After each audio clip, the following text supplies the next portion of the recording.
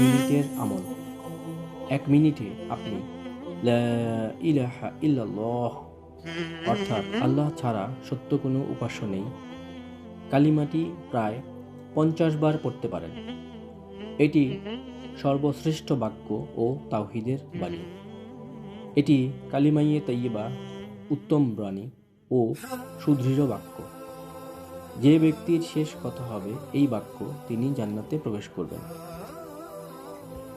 রাসূলুল্লাহ সাল্লাল্লাহু আলাইহি ওয়াসাল্লাম বলেছেন, সর্বশ্রেষ্ঠ জিকির হলো লা ইলাহা ইল্লাল্লাহ, আল্লাহ ব্যতীত কোনো সত্য ইলাহ নেই, এবং সর্বশ্রেষ্ঠ দোয়া হলো আলহামদুলিল্লাহ, সমস্ত প্রশংসা আল্লাহর।